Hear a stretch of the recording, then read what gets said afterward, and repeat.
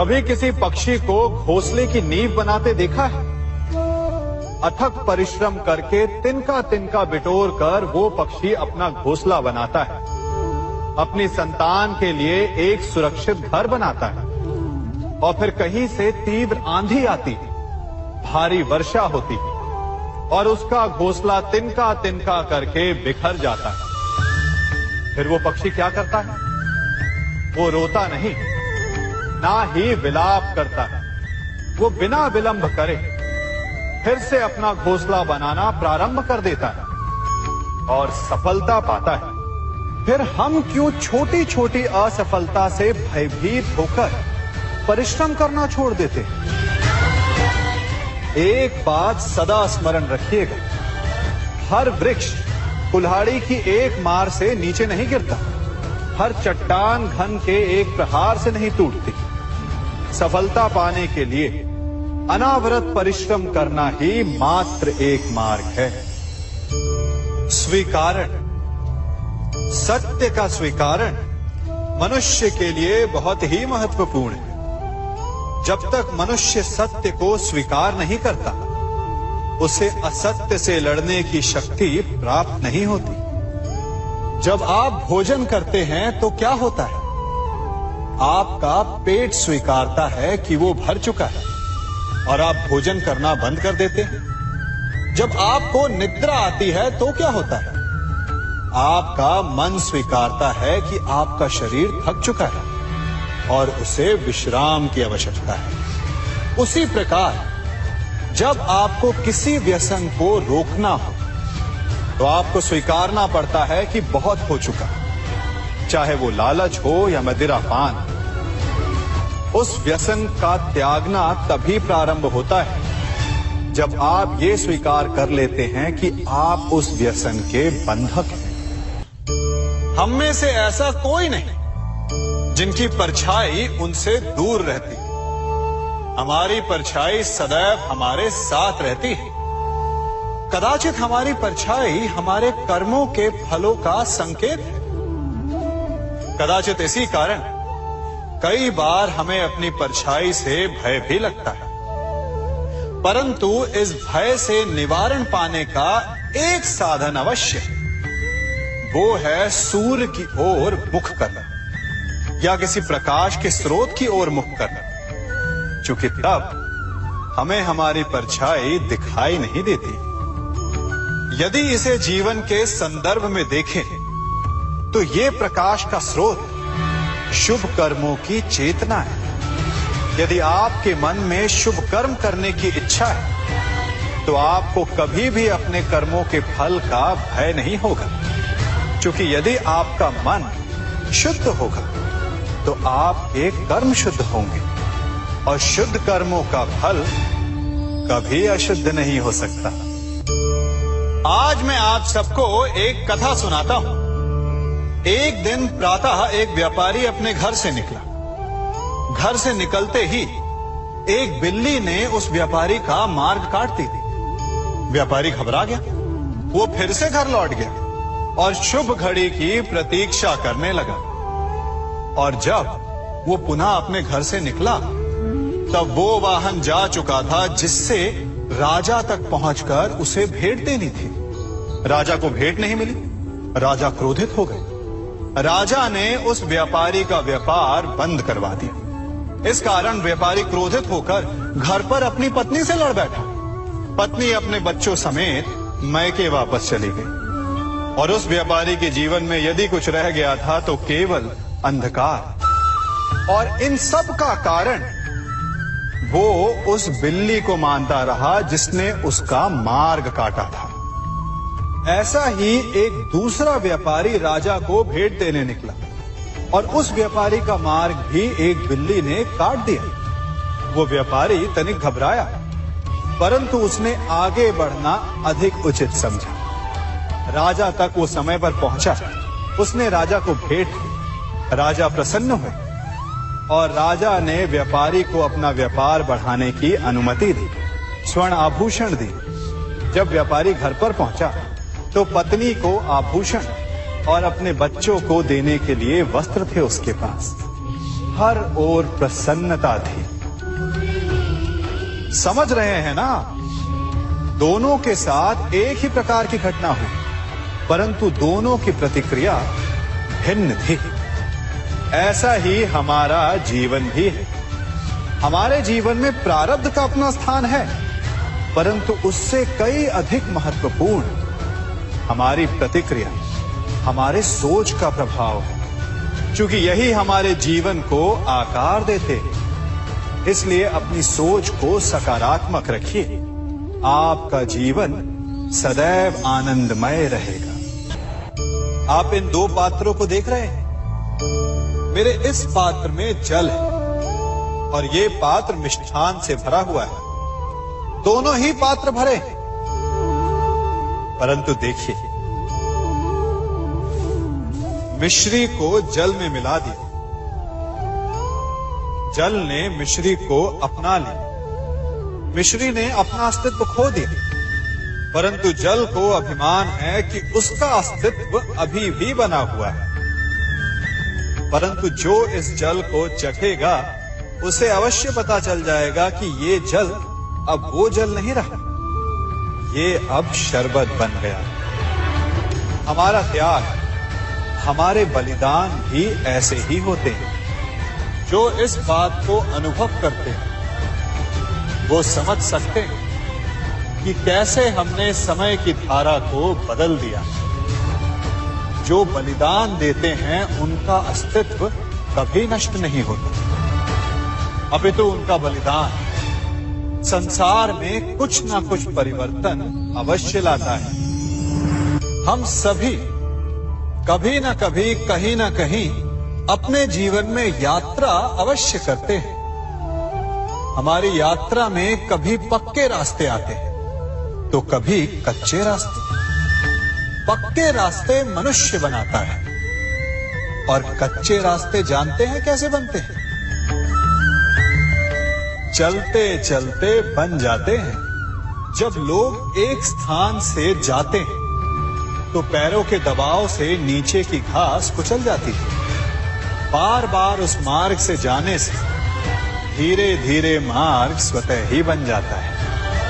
और यही जीवन है, यही नियति है। जब आपके जीवन में आपको मार्ग ना मिले तो रुकिए नहीं, आगे बढ़ते रहिए और आपके पैरों के दबाव से मार्ग स्वतः ही बन जाएगा।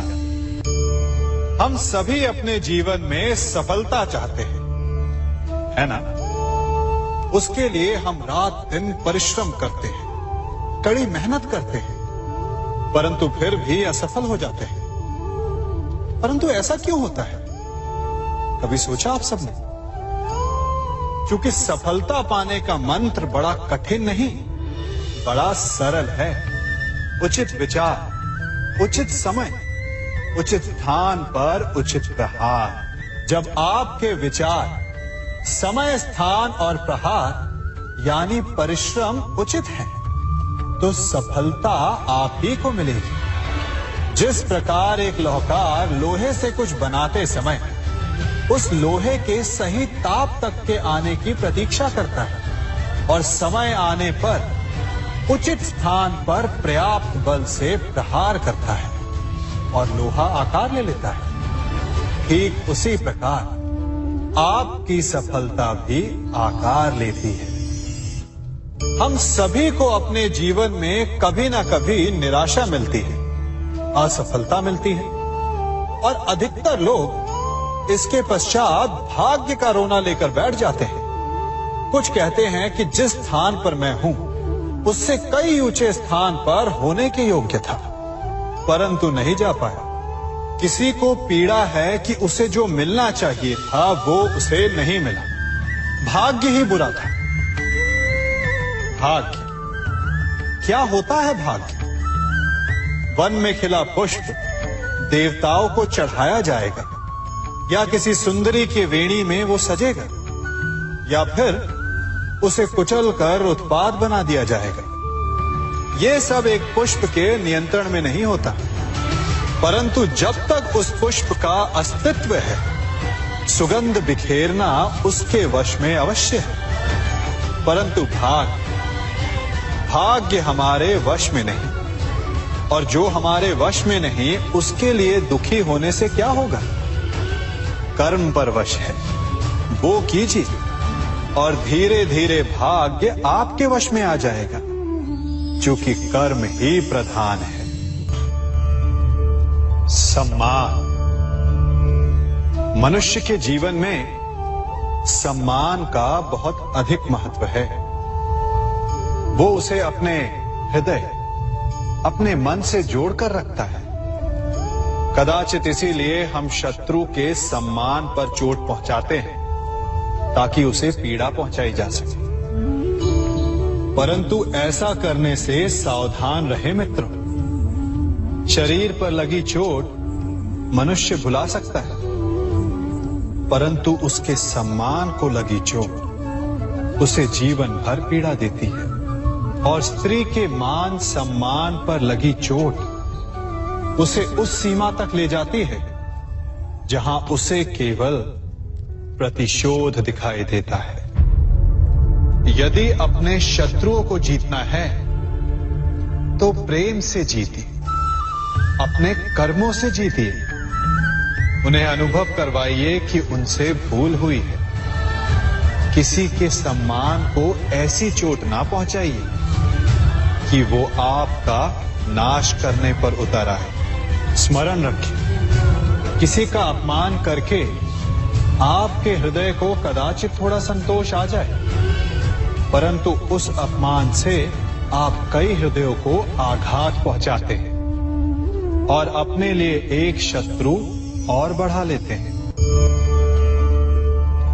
हम सब शीघ्र ही सफलता चाहते हैं, ढेर सारी संपत्ति और सुख चाहते हैं, और ऐसे में कई बार हम छोटे मार्गों का चयन कर लेते हैं।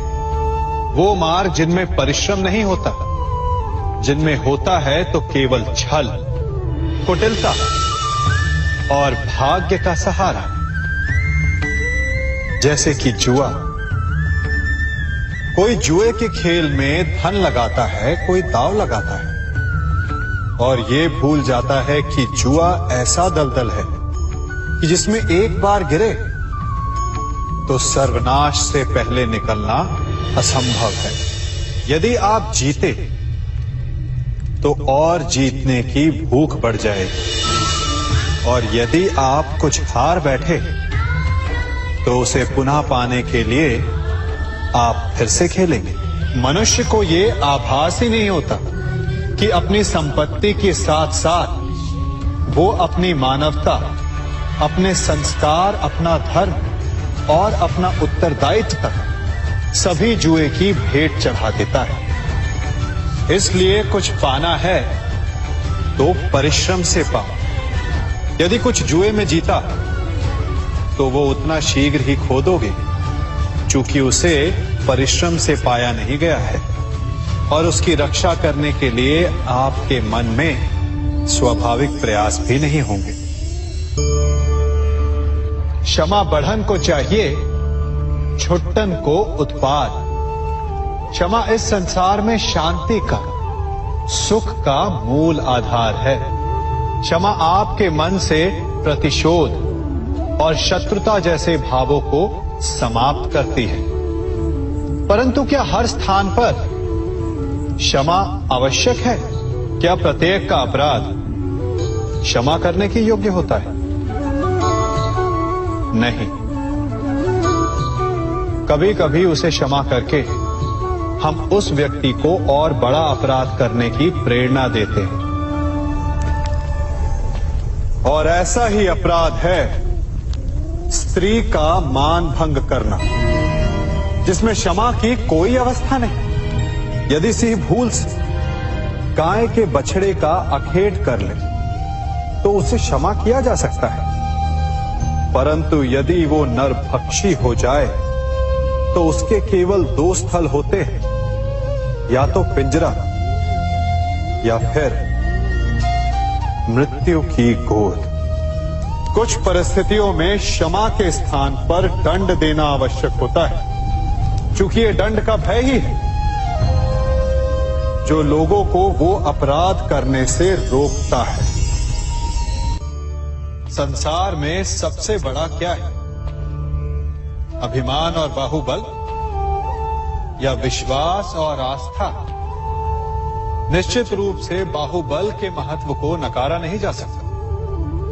मनुष्य अपने बाहुबल से पर्वत को मैदान बना सकता है, सागर सुखा सकता है, मरुस्थल में नदियां बहा सकता है, परंतु बाहुबल को सहारा होता है विश्वास का।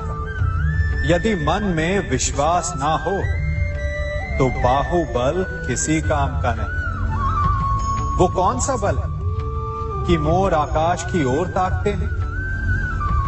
वो विश्वास ही तो है जिसके कारण वर्षा होती है और दोनों की प्यास बुझती है।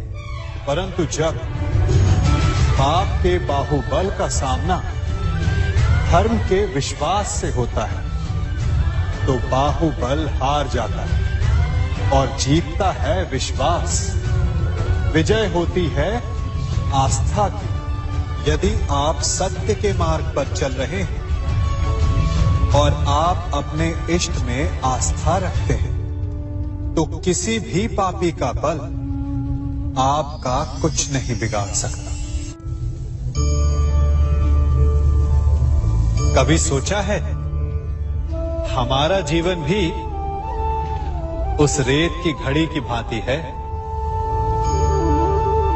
जो रेत नीचे गिर चुकी है वो हमारा अतीत है, जो अब भी ऊपर है वो हमारा आने वाला भविष्य है, और वर्तमान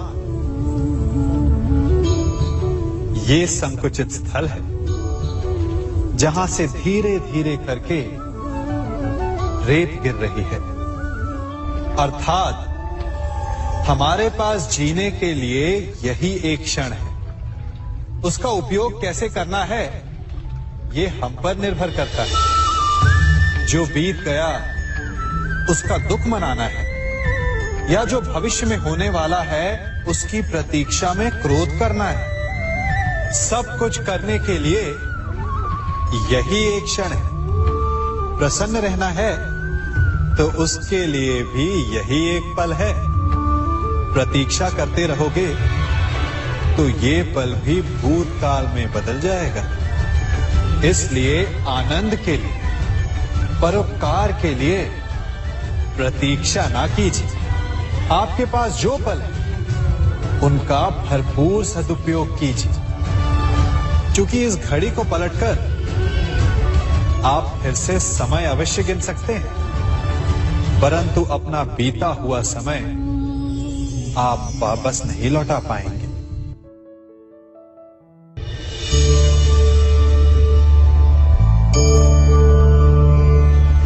मनुष्य के जीवन में संतान का बहुत महत्व है। उस संतान के लिए वो कितने कष्ट सहता है, उसे पालता है, पोसता है, और यदि यही संतान संताप का कारण बन जाए तो क्या ये उसका दोष है? अधिकतर ये दोष हमारे लालन पालन का होता है। बचपन में बालक के हठ को मानकर हमें आनंद की अनुभूति अवश्य होती है, परंतु धीरे धीरे अपने बालक के हठ को मानकर उसके हठ के दास हो जाते हैं। एक हठी उद्दंड और असंस्कारी संतान उस सूखे वृक्ष के समान होती है कि यदि जिसमें आग लग जाए तो वो सारे वन को भस्म कर डाले। और स्मरण रहे, जब उसमें अग्नि लगती है तो सबसे पहले वो स्वयं के घर को ही भस्म करती है। इसलिए जब आवश्यकता हो तो अपनी संतान के हठ का विरोध करें, उसे रोके, क्योंकि यदि समय रहते ऐसा ना किया गया तो भविष्य में इस समस्या के परिणाम गंभीर हो सकते हैं।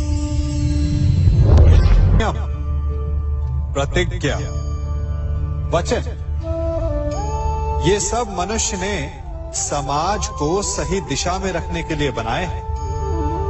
वो मनुष्य ही क्या जिसके जीवन में नियम ना हो, जिनका वो पालन ना करे, परंतु समय के साथ चलने के लिए नियमों को बदलना भी आवश्यक होता है, क्योंकि ये आज का समय ही तो है जो बीत जाने के पश्चात इतिहास बन जाएगा। यदि आवश्यकता पड़ने पर नियम और प्रतिज्ञा भंग ना की जाए, समय की मांग के अनुरूप अपनी प्रतिक्रिया ना बदली जाए, तो इतिहास हमें कभी क्षमा नहीं करेगा।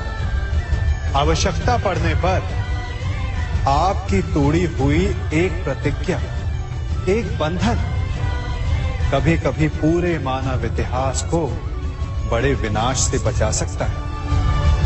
इसलिए नियम, प्रतिज्ञा, वचन कुछ नहीं, कुछ है तो केवल समय, जिसके अनुरूप चलने वाला ही सफल हो सकता है।